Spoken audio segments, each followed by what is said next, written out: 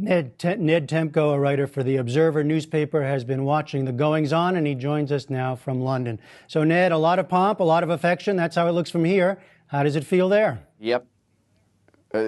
Much the same way. It's been a spectacular 4 days, and on the most superficial level, a wonderful excuse to party, which lots of people did in just about every corner of this land.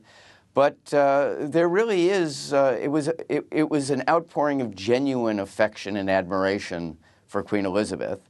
And I think a recognition that over the 60 years during which she's been on the throne, she's been the one constant in a lot of people's lives in this country. Well, so it's really mostly about her. Is it also about the monarchy? Is there I don't know, more we can read into this?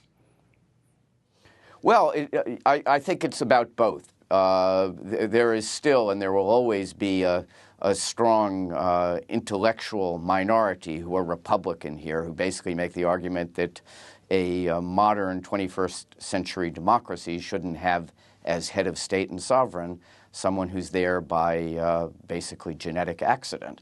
But beyond that, there's obviously a great deal of support for Queen Elizabeth herself, but as opinion poll after opinion poll has shown in the last few weeks, also for the institutions she's come to embody and for the monarchy.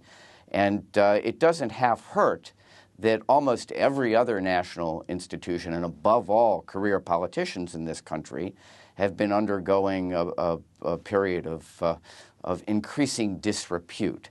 So against that background, I think it's a reminder that there is this one woman in this one institution that's somehow kind of above the fray. Well, that's what I was wondering, Ned, because it comes amid lots of economic uncertainty. You got the hacking scandal, and so people can put all that aside for at least a few days and look to this one constant, as we heard in that piece. Yeah, I think that's absolutely true. That captures it. And I think one of the fascinating things is there was a reference to Queen Victoria, the last person to have served for 60 years on the British throne.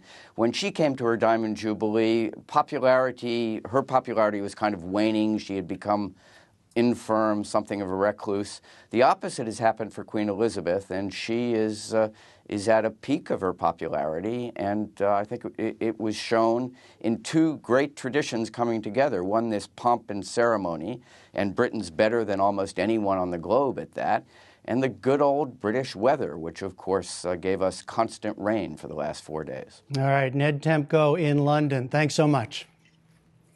And online, there's more on all this, including a blog from our colleague Mike Musettig, who attended the festivities, and a talk with Global Post reporter Michael Goldfarb.